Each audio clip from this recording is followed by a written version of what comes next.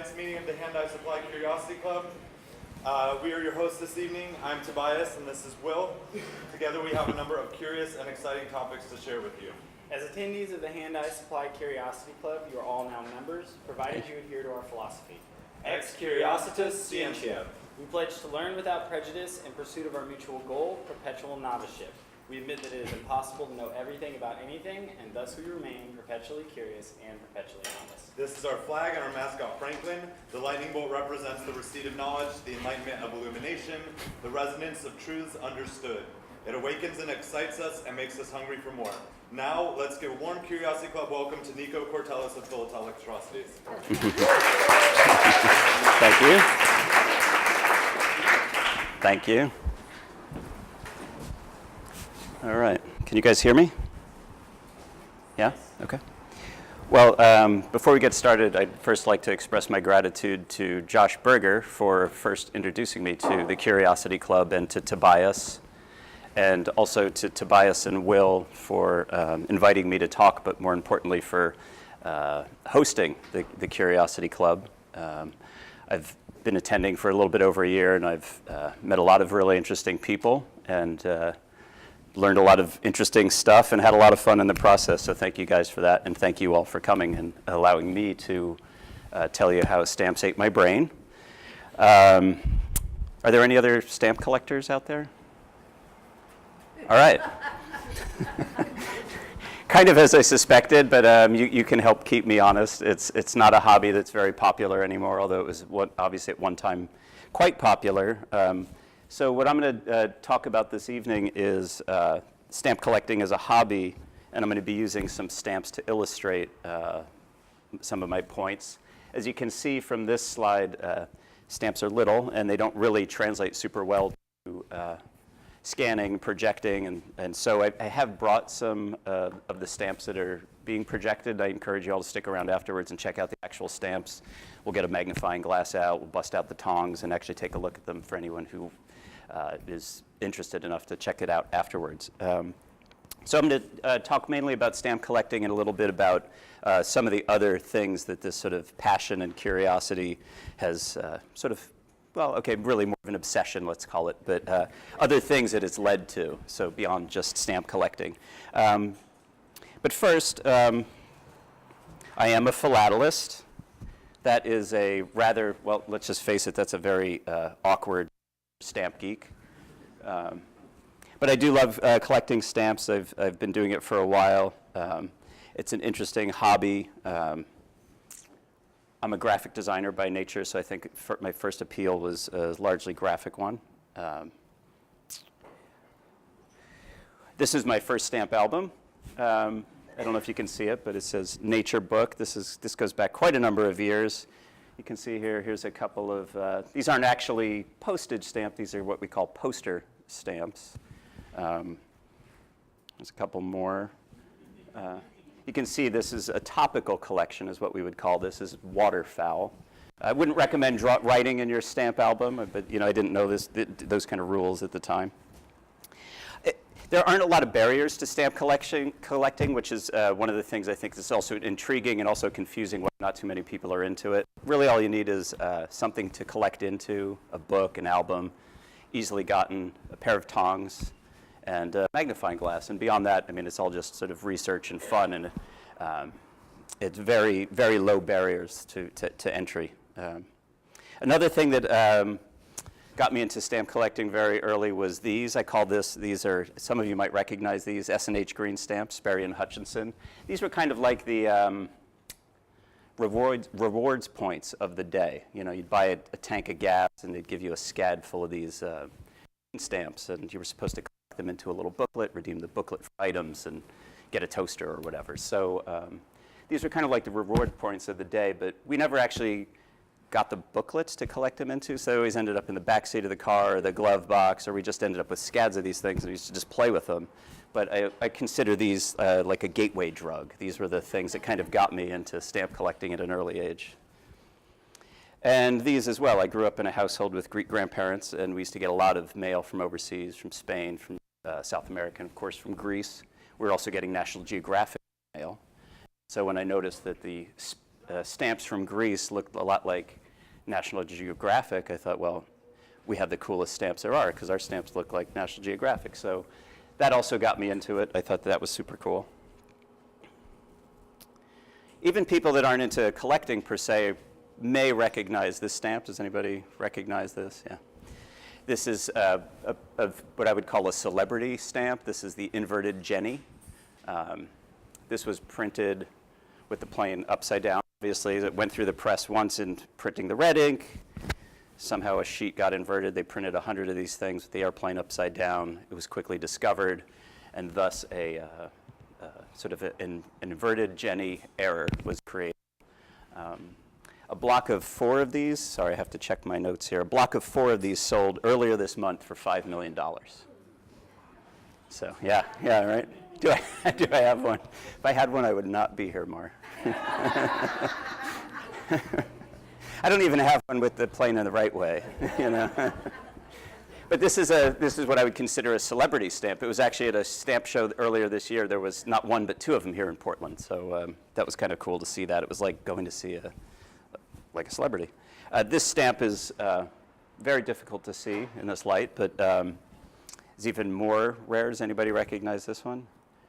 This was auctioned off, this is a British Guiana 1 cent magenta stamp, one of a kind, and it was auctioned off in July for $9.5 million.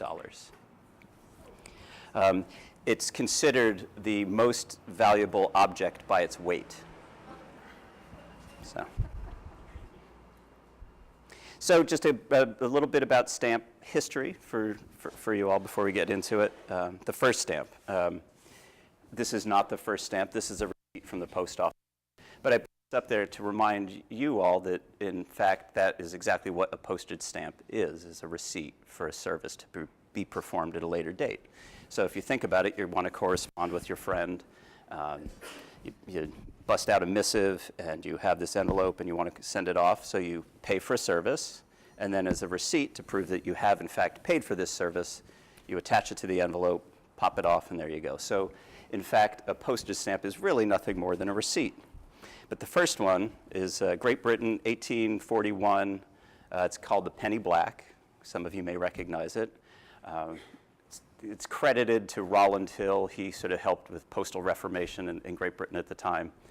And there was a lot of other things beyond the design that were notable. Specifically, it put the onus of the payment on the sender and not the recipient. Prior to that, mainly it was the recipient who would be like, hey, you have mail, you owe me, 10 cents or whatever. So this put the burden on the sender. So that was one really amazing thing. The other was it became a flat rate throughout England. Within a reasonable distance, it was just a penny. That was it. The only exception was for particularly heavy objects of certain weight, you had to pay 2 pence or whatever it was. As far as the aesthetics go, it's classic, upright, rectangle, beautiful simplicity in itself, featuring a young Victoria profile, beautifully engraved. It has some unique features that it's hard to see in the slide, and again, I have not this one, but a much shoddier version of it here you can check out afterwards. The background it's Dave, help me out here. It's a rose turning engine.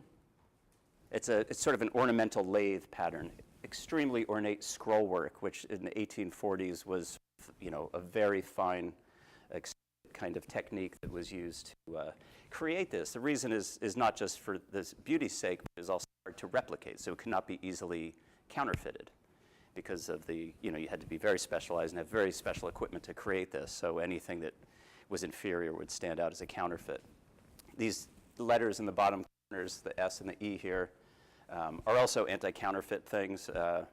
They were put there. They were printed in sheets of 240. The top left corner would be AA, row A, stamp A, AB, AC, and then row B, row D. Another ingenious thing about the penny black was it was printed in sheets of 240, as I said, a strip of 12 across. 12 cost 1 shilling. So the postmaster would just slice off a strip of 12 for a shilling, or you could buy the entire sheet for £1. So they really thought about a lot of different things here. The reason I put this up is that it becomes a progenitor for a lot of other stamps for many, many years to come. This is the first US stamp. Ben Franklin, our first postmaster. Stamps are cataloged. There's something called the Scott catalog. There are several catalogs out there for stamp collectors, but Scott's one of the more generally accepted one, let's say. So stamps are organized, if you're interested, by Scott catalog number. So in other words, if you want to, it becomes the universal language of stamp collectors. Scott catalog number 1 for US is this stamp, so, and so on. So if you go, oh, give me, you go to a dealer or buy online, you say, give me Great Britain 372, it can only be one stamp. And so that's how you sort of organize and catalog these stamps, is with the Scott catalog number, starting with the first stamp. So this is US number 1. These are a couple of other number 1s. On the left is Greece, which I happen to collect. On the right is France. You notice that they look similar. The one on the right came first, France, designed by Jean-Jacques Barré in France. And then years later, his son was commissioned by the Greek government to design a stamp. And he did this one, his son Albert Barré. So those are 2 number 1s there, featuring Hermes and Ceres. There's a couple of, this is a number 1. This is Turkey number 1, featuring a tugra, beautiful calligraphy of a sultan. This is also an anti-counterfeit strip here. This strip of red was an added element to sort of prevent counterfeiting. This is an interesting stamp. This is from the Civil War, 1863. I don't know if you can see it. It says the Confederate States of America. So this was issued by the South during the Confederacy during the Civil War. A couple others, I threw these in here just because they're awesome facial hair. That's Napoleon on the left and King Leopold with the awesome mutton chops on the right. Figured we're in Portland, you have to do that. So typically that collectors and dealers and people in this community greet each other is not really with hello or how are you. It's like, what do you collect? So there's a lot of different answers for that, of course. Typically, people might say, I collect worldwide, which is just like anything, or I collect this country or that country or a couple of countries. Or you might say, I collect stamps from a fixed period. I mean, it's hard to imagine there was a time when you probably could have collected the world, but that time has long since passed. Some people collect number 1s, the first stamp of every country, which can be sort of an expensive pursuit. Dead countries is another area that people collect, countries that are no longer in existence, so it's sort of a finite way to collect, which is interesting. There's lots of varieties. People collect just the penny black and all of its variations, so it's kind of unending, really. But I'm going to show you some country stamps just very quickly, just so to give you a flavor of what some of the country stamps are. This is Greece, so this is, Greece number 1. This is a stamp, part of a set that was issued in 1896 for the first modern-day Olympics, which is a trend. That's something a lot of people collect, is Olympic stamps. This is a pretty valuable stamp, and then another great-looking Parthenon stamp. This is a set from France that I really like. This is the Nike of Samothrace sculpture, as you can see. This was issued in France in the 20s as a fundraiser. So it was sold for 2.5 francs, even though you can see that the value there is only like 85 or something. So the difference, the surtax on it, actually was a fundraiser for the Louvre. So you could only buy these stamps at the Louvre. So it's got a great little backstory. And most stamps, as you'll see, have a great, almost every stamp has an interesting story behind it. That's another thing that I really love about them. These are from Austria. Spectacular, it's hard to see here, but there's some Australian secessionist kind of engraving here that's beautiful. This is by the artist Huntwasser. Some other great engraving and printing. These are great. These are Czech. This is, you can see the influence of Art Nouveau, Alphonse Mucha, that whole thing with the typography here. Just very simple printing, actually a little bit primitive and crude, but the design is great, this Art Nouveau design. These are breathtaking. These are early German states. This is called Turn and Taxis. It's 1850s. Hard to see, but you can see there's some of that sort of machine engine turning design in here. They're embossed. They're beautiful. Very simple in terms of just one color design, simple typography, but the engraving in it is really great. These are beautiful. This is from the country of Hijaz.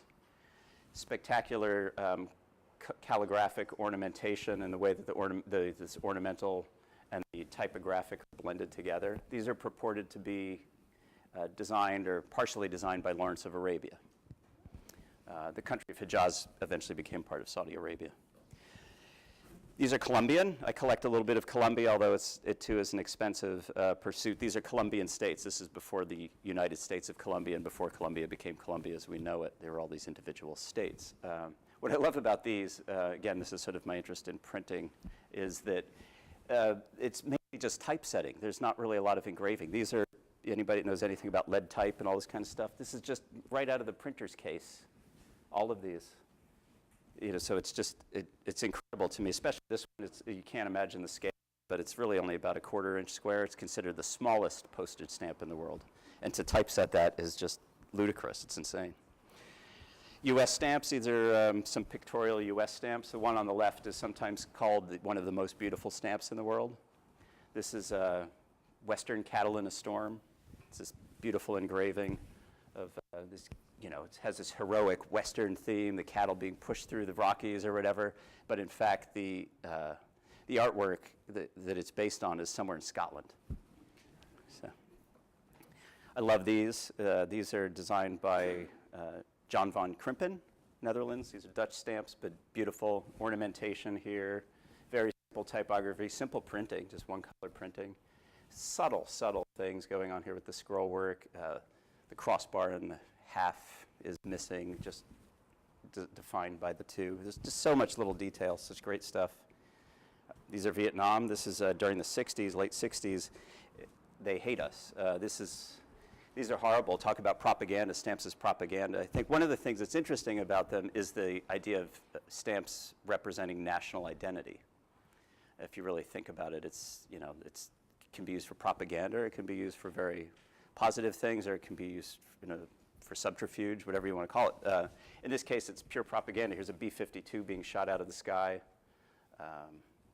Others showing POWs, and they would actually put a count on how many planes have been shot down. I mean, I don't know if the numbers were accurate, but they would show planes shot down or a number of POWs in camps. So this is a way that stamps are used as propaganda. These are some stamps from Poland. This is an interesting stamp that was used to commemorate some of the loss of life at a concentration camp. You can see here there's an illustration of Death wearing a Nazi German uniform, and he looks like he's shining a spotlight here. But in fact, that if you look carefully, it says Zyklon B or Z, which was the gas that was used. So here's death raining down on this concentration camp. Kind of horrible. This is a beautiful typographic set. This is for a glider competition in Poland in the 50s. But you can see the typography forming the glider itself, and then this beautiful shape in the background is actually the glide path. It's supposed to suggest a glide path. These are some fantastic stamps from Papua New Guinea. These were designed by George Hamari. I love these. These are Denmark. This one's cool just because it's a great use of a horizontal bridge that is spanning 2.5 stamps here. But I don't know if you can see this, but it's a man picking up after his dog, which is something you would never suspect that you would see on a postage stamp. It's a different way of using propaganda, though, right? I mean, a much more important message, perhaps. But it's great. You would never suspect that would be there. Italy, again, I threw in another one just because of the mustache. It's like, it's outrageous. It's great. That's King Humbert, I think was his name. These are beautiful. This is by the American designer Lance Wyman, who some of you might know of.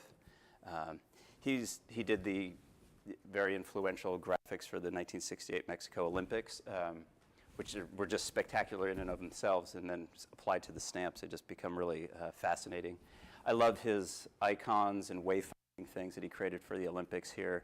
To me, it's no different than what you see on your phone now. So, I mean, thinking about the context of this in the 60s and how far ahead he was, I mean, it's just, he's brilliant. This is a very simple design for an eclipse that he did also for Mexico.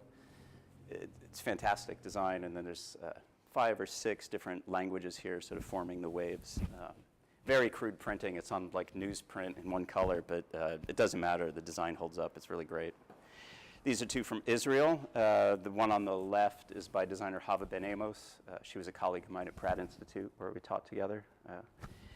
I love how the Hebrew letters form the candle, and the candle itself is also formed by letters. It's for Heroes and Martyrs Day.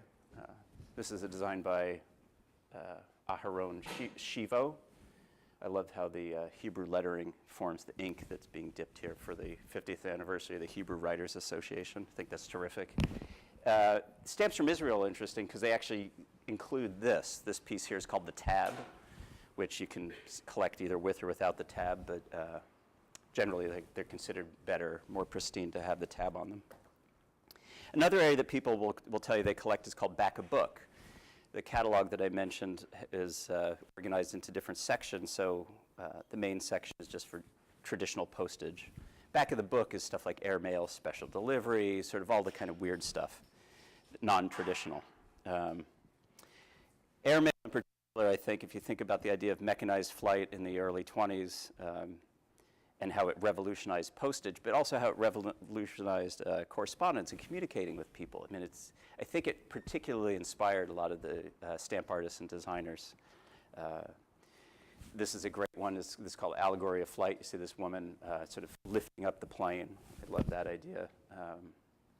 And the one on the left is from Hungary. This is great. I mean, this guy's, he's got wings, winged helmet, winged shoes, and then he's rocking 2 propellers to cover up his junk. But it's just, to me, it's amazing. Like, I just love the allegorical, fascinating. They make a cute couple, I think. This is by a Dutch designer, Piet Zwart, some of you might know. His design, this is de Stil, is the style. It's the Dutch movement. This is the first use of photography on a postage stamp. So this is Queen Wilhelmina. Typically Dutch, you know, the idea of Dutch camera angle, rocking the camera a little bit to suggest movement. Here he's taken this photo of a plane and repeated it to suggest kind of there and back, and having it at an angle suggests movement, but very influential designer and an early use of photography in a stamp. These are Greek airmail, very buoyant, very light. These are the first Greek airmail stamps. I love these because they're just done by hand. There's nothing mechanical about it. They're drawn by hand. The type is by hand. US. This one's for Lindbergh for his flight from New York to Paris, or Paris to New York. French airmail. This one's also celebrating a French aviator from Calais to Dover. This is the first Netherlands set Dutch airmail. These are U.S. special delivery stamps. I love this little narrative here. Here you see the special delivery guy bolting out the door with his letter. A couple years later, they've now given him a bicycle. Years after that, he's now got a motorcycle, and then finally, he's upgraded to a car or a truck. So that's a nice little story there. So that would be considered special delivery stamps. Another thing that people collect is called a first day cover. If you all got your packets, you'll notice that there's a first day cover in there. It should look like this. There's several. This is one of them. So a first day cover is really just a stamped envelope. In philatelic terms, we call an envelope a cover. So you have the envelope, the stamp, in this case featuring a painting by Joseph Albers, although the stamp's designed by Bradbury Thompson. It's illustrated, so this is what's called a cachet, and then the cancel. So a first day cover is a stamp issued on the first day and canceled with the date, indicating that it's on the first day of issue. There's several of them in your packet on your chair. I don't really collect first day covers, but I do collect first day covers signed by designers that I like. So this is a stamp by George Olden, who's a great designer. This was to celebrate the Emancipation Proclamation, the 100th anniversary in 1963. It's a spectacular stamp and a great example of use of semiotics in stamp design. And Olden signed it, and I was able to get it. What's interesting about him is he was the first African American to design a U.S. postage stamp. Here's another one designed by Louise Feely and signed.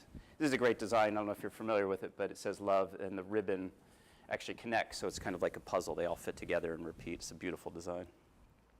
Another area people collect is called revenue stamps. Basically, at one point or another, almost everything was taxed, and you had to have a stamp to prove that the tax was paid, so that's what revenue stamps basically are. Here's a couple of examples of US ones. This is sort of a clerical one. This is one I was talking about with one of my students earlier. This is I call her Ms. Potato Head. Potatoes, as you can see, were taxed. 4 pounds of potatoes, 3 cents. I'm not sure why exactly, but there you go. This is for tobacco. Here's some more. This is sort of, I like these because these represent all the sins. So we've got wine. I bought this one recently just for this talk. It's the City of Klamath Falls beer sales tax. So it's kind of a local tax. Playing cards, you know, when you break open a set of cards and it's got the little seal, it's a revenue seal. And narcotics. A couple more. These are beer stamps, or the top one's a beer stamp. It's hard to see, but it says beer stamp for internal revenue. The bottom one's for malt liquor. These are huge. These are the beer stamps like this, and the malt liquor one's about that big, because they were actually attached to kegs. So these usually come in pretty funky condition, kind of beat up, but super cool, just sort of an odd but interesting thing. These are called medicine stamps. During the patent medicine craze in the United States, the medicines were unregulated, but they were taxed. So while you could basically put anything in a bottle as long as you paid a tariff on it. So these were interesting because a lot of the entrepreneurs, if you will, sort of used it as a way of advertising. So while you can see it says U.S. Internal Revenue, they're kind of sticking their own imagery on it, and so it sort of acts as a de facto label and not just as a typical label. So these are interesting. You have like a centaur, a bull, these guys, again, rocking a great beard there. These are a couple more. These are pharmaceutical ones. This one with this star pattern was actually made to fit over the top of a bottle, and the triangles would sort of fold down and sort of seal the bottle. And the one on the right is Johnson & Johnson, so it's J&J. They're still in business, of course. You guys with me still? You all right? Okay.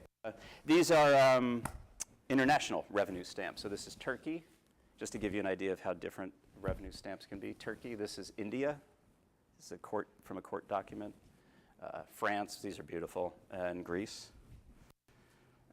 Another way that people like to collect is topical collecting, which is just what it sounds like. It's based on topics. There's literally no end. There's an association called the American Topical Association. It's got checklists and books. I mean, you name it, people collect it. I like topical I don't do a lot of it, but I like it because you never know what collectors are going to be into. Like, I was talking to a friend of mine, and he says, "Oh yeah, like I collect butterflies," and I was like, "Wow, I didn't make you out for a butterfly man, but okay." Like, I had no idea, but it was really interesting. Like, people are into all kinds of stuff. As I said, I like printing, so these are some of the ones that I collect. There's Gutenberg, the printer William Caxton is being celebrated here, and some other various printing presses, including something a little more CMYK. And this is a bit of a crossover. Here's a first day cover that features the first, or a printing press stamp. It's honoring the 300th anniversary of the printing press. Oops. There's another one I just kind of started just because I thought it was kind of wacky. Telephones on stamps. So remember those with the cord? Yeah. So some very strange ones. The Dutch one's awesome. I don't know what's going on here with this Twilight Zone phone thing. And this one from Mexico. Señor Watson, venga aquí, lo necesito. So it's kind of interesting take on it. Here's some postal themed ones that I kind of like as a topic. This is John Cleese delivering the mail. Not really, but, and a mailbag and some other packages and stuff. It looks like them though, right? Yeah. Another strip of 5 that's kind of celebrating National Stamp Week, whatever that is in Australia. Looks postman. This one's cool. It kind of brings two things together. This is from Argentina. This is a stamp designer designing a stamp, the engraver engraving the stamp, and then the printer printing the stamp. So it's kind of an interesting narrative there. Some people collect odd shapes. So people might be like, "Oh, I collect triangles." It's like, great. Okay. You can see most of these are Airmail, Estonia, Latvia, Liberia, Paraguay, Tuva. This one's interesting just because it's so complicated. Like, why you would do that? It's octagonal. It's cool that I was able to get it with all the extra stuff on it, so you can really see all of the painstaking perforating going on. Heart-shaped, but what makes this one interesting to me is it's designed by Yves Saint Laurent. There's a series of French stamps that are like that. This just came out. This is part of a sheet for Batman during the different ages. And so remember the bat signal? So the different logo over his signal over different times. So there's a set of circular stamps on the sheet that feature the logo at different eras. So that just came out a couple of weeks ago. Another area that's really interesting is poster stamps, as I mentioned at the beginning in my feathered stamp album. They're not for postage. They're just really advertising. They're unregulated. You could print them, make them, perf them, stick them on anything you wanted. Most people stuck them on envelopes as ornamentation or on letterhead, things like that, just to promote different things. It's a craze that started in Europe and then eventually came to the United States. Here's some early ones. Beautiful design. This one is embossed, die cut. I mean, it's really like money's no object. It's insane. Some other beautiful octagonal ones. These are great. It's a spectacular design here, I think. I love the idea of this one with the envelopes forming the plane and this one making the question mark. Some other really interesting ones. Sort of a travel scene. I'm not quite sure what's going on with the cat, but I love it. And shoes for me lady. Jeff, are you here? I stuck this in here for my friend Jeff. Spanish design. This is a great deco example of Spanish deco typography. I'm not sure what's going on here, but I'll have what they're having. And here's the devil. Again, I'm not sure what's going on, but I love it. This is a series, it was of poster stamps done by the Eaton Paper Company to promote their papers. They look a lot like real stamps because it's printed by the American Banknote Company, which printed stamps. One of these is also in your packet. This one of the Brooklyn Bridge should be in your packet as well. And this one, I have no idea what this means, but I had to keep it local. Like, what the hell? I'm not quite sure you want to be bragging about this, but there you go. Another area that people collect is Christmas seals. They're an interesting story. I don't know if anybody else knows it, but I'll tell it briefly. This is the first Christmas seal, 1907. The way the story goes is that there was a hospital in Delaware that was short $300 and was in danger of being closed. So a woman named Emily Bissell hooked up with a printer and made up these stamps to be sold in the area for a penny a piece. A newspaper got a hold of this story. Then not only did she save the hospital, but they raised $3,000. So that was the beginning of the Christmas seals. So it was so popular that the next year, the illustrator Howard Pyle volunteered to design the stamp. So that's a Howard Pyle design for anybody who knows their design history. And then you can sort of just see some other examples of how they kind of changed through the ages. It sort of projects the mood of the country at the time, I think. So this is 1918.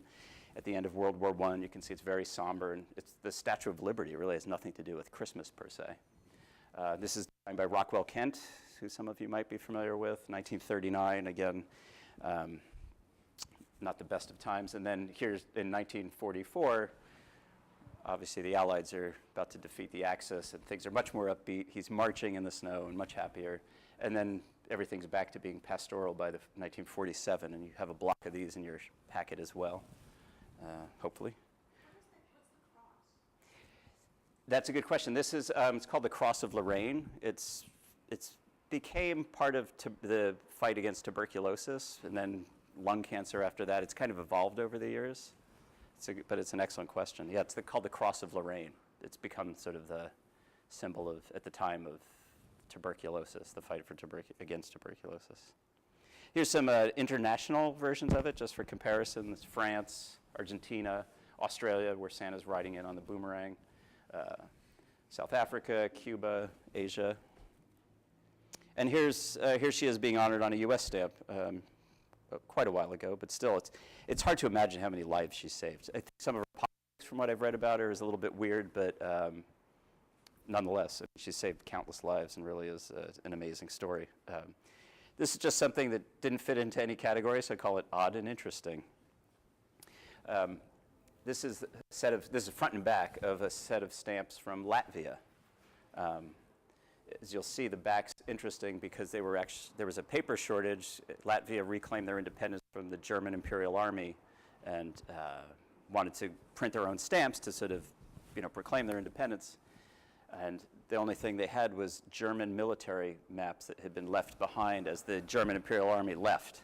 So they printed them. It's called Latvia map stamps. You can look it up. And these are, it's just super interesting because the back of every stamp is different, you know. It's just printed on a, by the same token, they also left the banknotes behind. So this is a currency that was no longer used because it was used by the German Imperial Army. And so they left banknote sheets that were partially printed. And so Latvians printed their stamps on the other side of that. So it's just amazing. These are from New Zealand. These are New Zealand ad stamps. The front came printed from England, I think, at the time. And these enterprising postmasters sold the space on the back to local companies and stuff and imprinted them. So I've got a bunch of these. These are really interesting. So it's everything from potted meats to Beecham's cough pills for chest affections and Sunlight soap for delicate skins. They're just bizarre. I mean, that people were, think about media saturation now, and it's like, well, this is going on a long time ago. It's like you can't go anywhere without seeing an ad on a stamp. Here's some Italian ones. Singer sewing machines, Campari, and Columbia gramophones. And some great mustaches. The Belgians also got into it. These are neat because they're same thing, just advertising stamps with ads next to the postage, but these all happen to be for stamp-related things. Here's a stamp catalog, a stamp album, and a stamp store being advertised on the stamp. Something very strange about that. These are print samples. You'll see that they're stamped specimen. So these were used to sort of show off. Their printers would go around and try to solicit business, so they would print these proofs, is really what they are, onto heavy, beautiful papers, and then take it around, show off their printing skills and their engraving skills, but they're marked specimen. So these are interesting. You come across them, and they're obviously many less are produced, so they're slightly more valuable, slightly more rare than you can buy the stamp, but it's not necessarily. So some people collect specimens. This is another example. This is on the left is what's called a black proof, where you're really just testing the printing plate before you go into final production. So here's a black proof of a Greek stamp, and then what the actual stamp, how it would have been printed. So it's kind of interesting. Some people collect black proofs, which, when you think about it, it really is just like buying a small engraving. Anybody that has ever bought a piece of art or whatever, it's like, well, here's a little engraving, This is sort of odd and interesting, I think. These are called encased postage. Also, typically as the result of a coin shortage during a war, or as the result of war. So these are a couple of countries. There's about a half a dozen: Austria, Germany, Italy, France, Denmark, that suffered coin shortages as a result of war. And so what they did was they used the stamps and encased it in a cheap metal. And then to offset the cost of producing the encased postage, they sold the advertising on the back of the coin. So this is the top is a French one. This is a German one. And it's real. I know it's hard to believe that they actually went and did this, but they did. These are from Denmark, also encased postage. These look pretty fresh. These are in little bits of celluloid. But again, it's used as coinage because of the result of a war and a metal shortage. These are kind of what I would consider gimmicks, but still interesting. This is a stamp that's actually printed on a little piece of wood, and it has a little bit of adhesive on it, and you could use it. Although I think some of these are probably mainly used for philatelic purposes, let's say. They're made to be bought by collectors and not really used as postage, although technically they can be used as postage. The idea here is that they're appealing to a philatelic market. Think of it, you're paying for a service that you're never going to ask to be performed. So it's like printing money for the postal services. And a lot of them do that. So this is one from Tonga. It's metal. Another one, another Swiss one that's embroidered. It's actually a piece of fabric. It looks like a patch. This one, you can't really see it, but it's a lenticular, like a decoder ring. This one's Braille. These are actually printed with a thermographic technique so that it's bumpy, and anyone that understands Braille could actually read it. This is probably the ultimate weird stamp. This is a series of little records. I don't have one of these. I wish I did, but these were from Bhutan. I think they were done in the 60s. There's a whole series of them, and they get a little bit bigger as the value of the stamp goes up, and they're all different colors. And they actually have this one has Bhutan history in English and a folk song on it. They're kind of expensive. They're really weird, but I just love the story behind it. So those are some areas that people collect. I was fortunate enough not too long ago to run into somebody who said, "You like stamps?" I was actually buying the stamp of my friend Hava that I mentioned earlier. I was trying to hunt it down, and I asked this guy at the Israeli Postal Service, and he says, "You like stamps?" I was like, "Yeah." He goes, "You like design?" I was like, "Yeah, I know Hava, blah, blah, blah." And he says, "You want to design a stamp?" And I was like, "Yeah." And so thus was born a friendship. And just before, right after I said yes, he goes, "You won't get rich." And he was right. So here I stand. So this is a stamp that I designed for the Gambia, the country of Gambia, to celebrate the Statue of Liberty. The stamp is here. What I like about these kind of things are called souvenir sheets, is that you design the selvage and then have to consider the stamp being cut out of it. So it's kind of thinking about it in two ways. It's got to work as a whole and as an individual cropped piece. I've done about 25, 30 different stamps for about 15 countries or so. This is another one that I really enjoyed doing for the Titanic.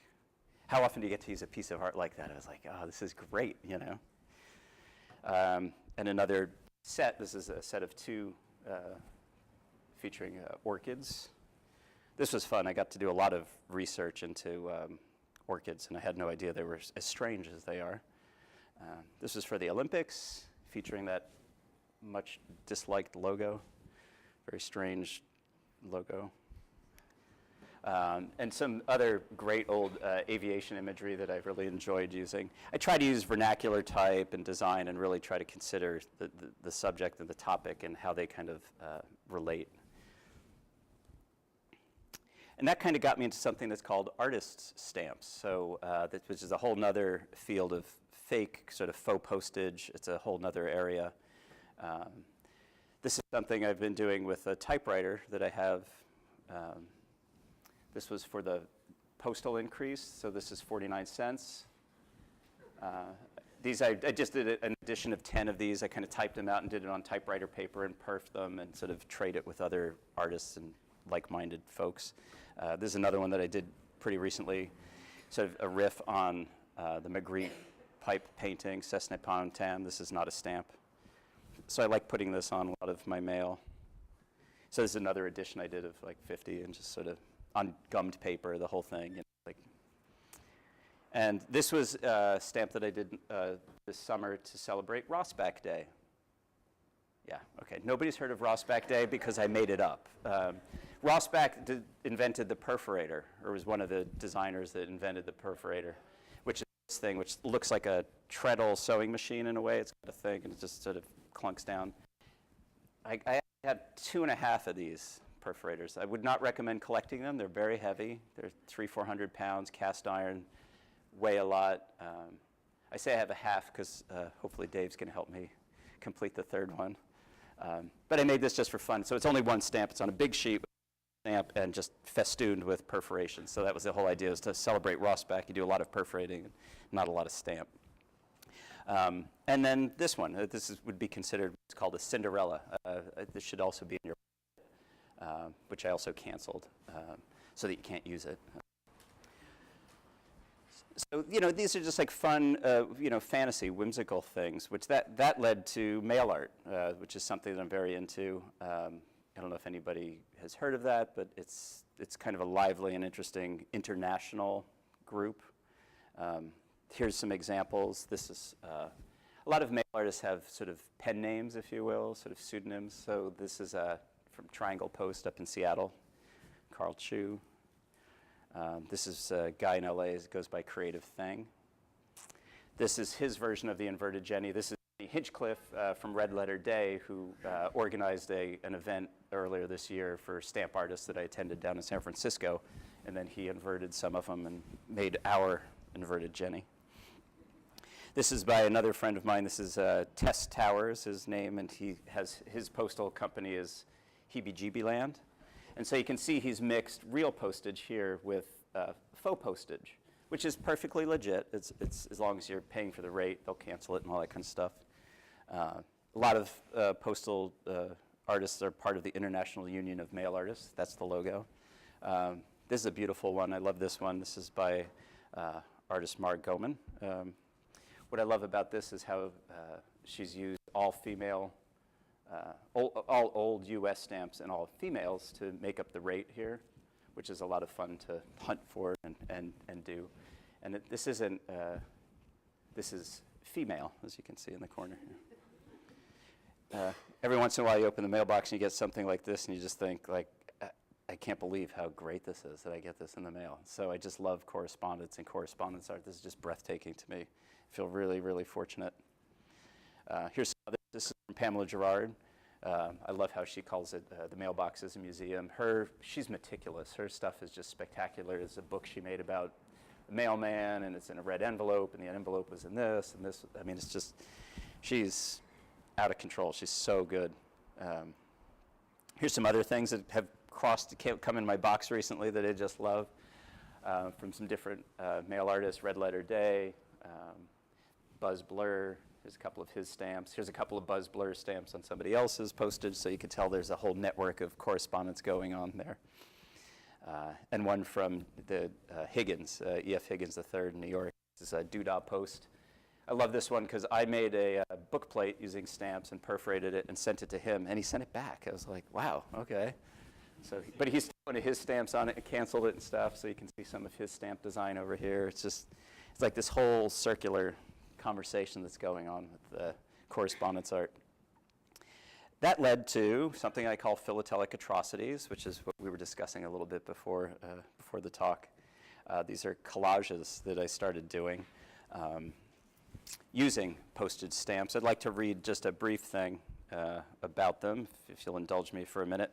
Stamps, and in particular old stamps, have stories to tell. They are windows, portals to bygone times and places, peopled with forgotten monarchs of toppled or overrun governments, dead countries that exist now only as tiny, perforated records. Many stamps were finally engraved. They are, after all, a form of currency, and produced with an elegance befitting the kings, queens, and dictators adorning them. The only design decision seems to have been whether to orient a portrait to the right or to the left. Hundreds of thousands of these likenesses were printed, virtual clones, colors muted by time, their ubiquity, size, and sameness relegating them to near insignificance. Cut and shockingly reassembled, like that, these stamps occupy an alternate landscape, a geography of imagination whose national heroes, leaders, and monarchs appear to at first glance to be normal, but are ever so slightly strange, freakish oddities. Making meaning comic, perverse, or otherwise, and creating personality and individuality from sameness, these paper Frankensteins become keys that unlock beguiling hidden possibilities, both rational and absurd. The philatelic atrocities act as triggers, igniting our imagination. So this was a way for me to use stamps that were in other ways be considered defective. I mean, philatelically, these would be considered runts, you know, but I was like, oh, they're too good to toss. I just love these things. You can't get rid of them. So I started cutting up and reassembling them and posting them online. I love this one. I like doing gender bender ones. I think that's super appealing to me. These and a couple others are actually up at Public House, as you know, where you can eat, drink, and the money goes to a good cause. These are for scrap. I did these for scrap as a fundraiser because we're recycling the stamps, using them as. Here's another one. I just love these. I mean, so in many ways, as I was saying, these would be considered runts, but when you really get in there and look at them, they're really quite interesting. So I was posting them online, as I said, and then I got a call from a guy in Cambridge, Massachusetts, who says, "Oh, I want to use one of your images on a postcard." And I said, "Cool, great." He goes, "Well, you won't get paid." And I was like, "Well, yeah, of course." He goes, "But I'll give you a whole bunch of postcards, and you'll have two new friends." And I was like, "Okay, well, I could always use 2 new friends." And then I didn't hear from him, and I thought, well, isn't that typical? I can't even give my shit away, you know? And then he called me back a couple months later. He goes, "I've changed my mind. I want to make a book." And I was like, great. So we met in February. He came to a talk I was doing in San Francisco, and I gave him a whole handful of them, and he made me these books, which I was just thrilled to have. And they're, I don't have any here, but they're at Reading Frenzy. Reading Frenzy's got them. And I was part of it. She and Chloe over at Reading Frenzy put it up as a 3-person show earlier this year. I had some other stamp artists and things up over there, so that was kind of cool. And then finally, I'd like to end with this. This is something I'm super excited about that's going to be coming in January. It's called the Portland Correspondence Co-op. It's kind of in its forming right now. We've got like a committee going, and it's going to be held at IPRC, the International Publishing Resource Center, on a monthly basis. It's going to be a group of obviously like-minded, symbiotic kind of people getting together to discuss and create mail art. So there's the branding that we're doing for it. And I'm fortunate that we have a lot of interesting quality contributors on the committee, so I think that it's going to be super exciting. I think it's really a way of having a creative discussion using the mail, much like the mail art that you've seen. So I would encourage you all. I've got a sheet in the back for anybody who's interested to sign up and let us know, and I'm going to start putting contact information together. And that's it. So thank you. I would encourage you to stick around. I've got some stamps in the back, bins of them to take with you, and then also stamps here if you want to take a look at them. That's it. So thank you.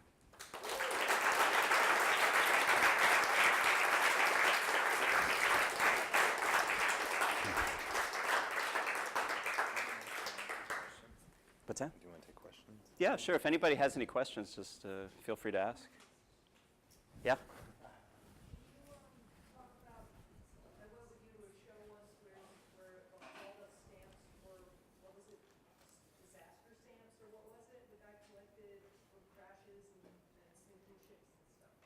Yeah, as a topic. Oh, yeah. Well, yeah. In fact, I almost showed that the question was, it was really more of a comment about disaster stamps. And yeah, I mean, it's a good example of a rather obscure topic that some people collect. I'm one of them. It's kind of sick, really. It's sort of anything that features a disaster of any sort. So I've got there's like sinking ships, things that have been, I'm trying to think of another, like volcanoes erupting, I think is another one.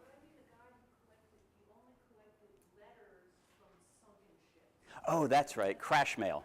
There's a whole nother, I didn't get into it because there's so many ways to collect and so many ways in, but something else is called postal history, where you actually take used mail and people collect it. It's a little bit different than stamp collecting because there's other aspects to it. It's canceled where it started, where it ended, what the story was. Particularly with older mail, you can figure out if it took a train to here and then a boat to here and a plane to here. You think that people really get into it. But the guy that you're talking about was somebody who collected what's called crash mail, which in the early days of airmail, I mean, mechanized flight they were still working it out, right? So throwing a bag of mail on a plane is like 60% success rate. Like, there was a lot of crashes and a lot of mail was pulled out of crashes and a lot of it was documented. So there's people that actually collect what's called crash mail, which is, it's authenticated in some way. It's like, there's some famous ones of like the Hindenburg was carrying a shitload of mail. And so you can see like people will be like, oh, I got this thing. It's like burned out little thing. It's like, wow, okay, I'm not sure I would have paid $1,000 for that, but up to you, But yeah, crash mail is legit. It's like a whole area. Yeah. I'm really curious about the change when stamps became stickers, because that was a big deal for me when stamps Oh, yeah. they turned into stickers. Is that still collectible? Do you think it's still collectible? Oh, yeah. I mean, I guess I was very selective. I kind of just showed stuff from my collection, and it's definitely. Yeah, that's a good example. I think it's terrible. I mean, as well as the print production is much different.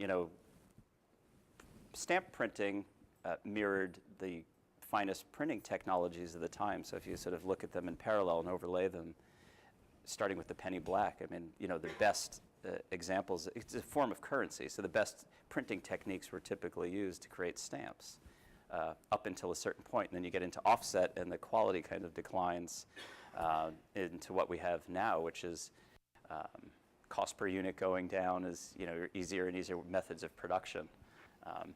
Most of them now, the only anti-counterfeiting thing is a strip of phosphorus that's sometimes run the paper itself has something in it that's called a phosphorus. If you put it under a black light, you can see it, which is typically the only anti-counterfeiting thing now. But I don't know exactly when it kind of happened, but it seems like a pretty quick and steady decline.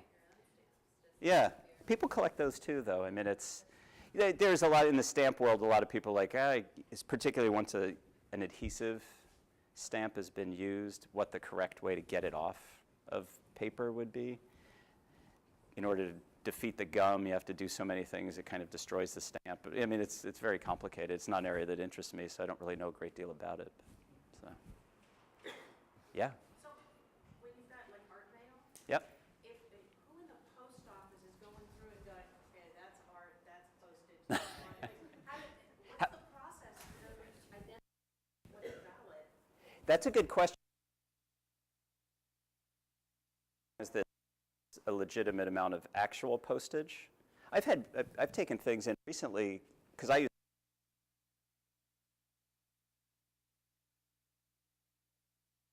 Mar and a lot of other people, but I've used the only countries where it continues to be valid for the life of the stamp as long as it isn't used. So you can have a 100-year-old stamp, and if it says 2 cents, you can still use it at 2 cents, even though it may be worth more. Other countries invalidate their stamps after a certain time. So if you don't use it, you lose it, so to speak. But that's not true of the U.S., so you can continue to use it. The reason I mention it is because I used some postage, valid U.S. postage, to make up a rate, took it to the post office, and they were like, well, that's not a stamp.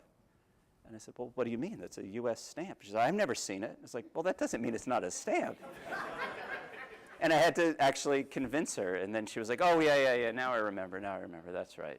And she canceled it. But they don't make a distinction as long as you have the correct amount on there. So you can see how some mail artists will intermingle them, kind of, in hopes that maybe theirs gets canceled or whatever. But there's nothing wrong with it. As long as there's no subterfuge involved, I think it's perfectly legit.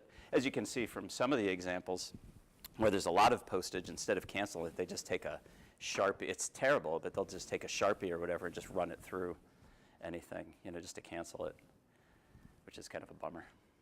Yeah? So I'm curious about what the sort of commissioning process is like in different countries and different, like, how do you... Why do I get to do it? Do you get commissioned to do it? Like, how big is the bureaucracy? Who is it that's actually deciding who gets to make these? Yeah, that's a good question. If you noticed, a lot of the ones that I showed were from smaller countries, so they're typically countries that don't have a great deal of infrastructure for that kind of a thing. And so there's several companies that sort of act as the de facto postmasters for these countries. So they have contractual agreements with specific countries on their behalf. And so that company acts as an intermediary between the country and stamp designers. So in this case, I was able to make a connection with the owner of the company and his son, and they invited me to. I mean, it wasn't just like, hey, go do this stuff, but I had shown my work and talked to their art directors and things, and ultimately come to understand how an actual stamp is designed. And I have to tell you, there is a lot of bureaucracy. As in them acting as an intermediary, I'm not really involved in the bureaucracy, but I can tell you that it can take up to a year. I mean, I'll submit a design and my check, I'll get paid, and then sometimes I'll look in a stamp magazine and I was like, oh, cool, I got a Scott number. Like, I'll be super excited when they list new issues and stuff, but it could take a year. Some of the designs never get accepted. Like, they don't give me a lot of feedback. I'm just sort of like, oh, I guess I didn't like it. So I guess it's a little bit veiled. It's strange. I mean, there's 2 or 3 companies that I know of that do act as the postmaster for these countries. Who's coming up with the topics? The company or the country? That's a good question. I don't actually know. I think it's both. I think in some cases the request comes from the country. In other cases, I think they're trying to create something and saying, oh, ships are popular. Do ships, So I think it's both. Yeah? You know that the World Beard Championships are happening in Portland. Sorry? The World Beard Championships are happening in Portland. Oh, nice. Excellent. So the other question is, what do you write in the letters that mail art? Oh, that's a great question. Yeah. Well, that's a great part of it. I mean, I think that with the correspondence co-op, if I can shill a little bit, I think writing's an equally valid part. I think that it's a creative conversation that takes place through the mail. So I think that in some cases it's personal. I have people that I've been corresponding with for a while, and sometimes it's written. I get my typewriter out and type messages and stuff. But in other cases, I think it's purely visual. I have an ongoing correspondence with someone I'm particularly fond of, and it just involves buttons, shirt buttons. So we don't really say a lot, but we say a lot with buttons. I think there's different ways of communicating. I think it's subjective. I mean, I don't think there's any method. I think it's really, that's part of what I think is so great about it. You don't have to be an artist to involve yourself with mail art or correspondence art. It can be as much about writing or as much about the visual side as possible. You know, we're going to be doing like some skill share things where if you have a particular skill or a talent and you want to share it with other people, you can. IPRC is opening up their space to us, so any of the resources that they have are open to the people who want to do this. We're going to be creating something called a passport, which is something that mail artists do, which you can then adhere a stamp into and sort of cancel or whatever. So it's a way of collecting faux postage and mail artists things when you get together. So there's a lot to it, but as far as specifics, it's entirely up to the sender, I would say. Yeah? Do you have a favorite post office? Favorite post office here in town? Just in general, I'm just curious. Well, I'll tell you one that I miss. I've recently, this past year, relocated back to Portland from New York. And one of the things I did, even when I wasn't heavily collecting stamps, was I would go to the post office at the United Nations in the Secretariat building in New York and use their post office to mail my holiday correspondence. The reason I liked it is because, I don't know if you know this, but the UN has there's three UNs in the world, and they act almost like their own country. They issue their own. So I would take my holiday cards, go to the UN, buy their postage, adhere it to my holiday cards, and give it to the UN post office, and then they would cancel it and send it. Almost all of my relatives were completely oblivious. I mean, they were never noticed any of the, I go to all this trouble, and they're like, oh yeah, whatever. And like, thanks for the card. But I did it pretty religiously for many, many years in New York, just because I always thought it was just fun to engage in that process. Even I didn't care if anybody, I mean, I'm kidding, I don't really care if anybody noticed or not. It was just the fact that you could do it, so I would always try to do that. So I'd have to say that was probably my favorite. Yeah? I found that sending mail the post offices are cracking down on what you can send. Is there a post office in Portland that's more amenable to odd things in the mail? Well, it's funny you should mention that. I was having a planning meeting about the correspondence co-op the other day at the IPRC, and Pollyann, who some of you may know from IPRC, says, oh yeah, I got a lead on a place in Southeast that I'm going to look up, because she said they're very tolerant and appreciative of mail art and mail artists. So, Preston Station, that's primarily where I go. They're actually really wonderful people. I didn't Creston? revisit there. Oh, good. Well, there you go. There's On the 182nd. 82nd. Yeah, the one like behind the Burger King by the Walmart. All right. It's a legit. Yeah, it's a legit. Oh, the main one. Yeah. It's a legitimate question. I mean, one of the things you never know. Like, did you get the tin that I sent you? Yeah. Okay. Well, that one made it. I sent recently a film canister. Remember film? And it used to come in canisters. So I addressed it. I glued it. Taped it shut and stuck the address label on it and prayed like hell that it would get there, and apparently it did. So, but you never know. I mean, you just pop something in the. I just mailed Higgins, the artist E.F. Higgins, who we were just talking about here. His symbol is a wing nut. It's in his case, he draws it as a nut with wings. So I went to Home Depot and bought the biggest wing nut I could find, and just wired a label to it and threw it in the mail. I mean, with postage. I don't know if it got there yet. It just did it last week, so I'm waiting to hear. Yeah. I'm really interested in the fraud angle Uh-huh. of everything. Yeah. With the mail, has there ever been any cases where somebody who works at a printer's has screwed up something on purpose and made a sheet of bad stamps and sent off half of them and then kept the rest or anything like that? And has there been also any counterfeiting that has actually ever made anybody That's a good question. I don't know about the counterfeiting. I can tell you a good stamp story, though. There was a stamp that was issued for Dag Hammarskjöld of the UN, a commemorative stamp, and apparently it was basically a two-color stamp. So it was a silhouette of Dag with a yellow background, knocked out. So, and apparently some of them were printed, I think, backwards, like the yellow was twisted. So it just looked funky, like there's a white silhouette, shouldn't be, and this and that. And so it was discovered, and the person who discovered it thought, I'm gold, like I got, I hit the lottery, I hit the jackpot. So what the postmaster did was ordered hundreds of thousands more to be printed incorrectly. just because he didn't want somebody cashing in on it. So, yeah, there you go. Yeah, yeah. So now you can buy the real one and the error, and like the error is it's worth nothing. It's like worth a penny. You could there's probably some in the bin.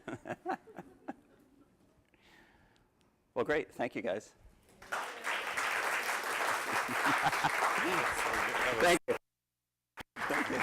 Awesome. Thank you. That was great. All right. So, for November 4th was going to be Allison Jean Cole, but she's moved to December 2nd, and so the next one is actually canceled. And I will be out of town. Thank you. Also be in Japan. Thanks for coming.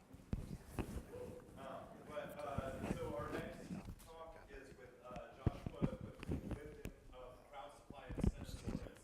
And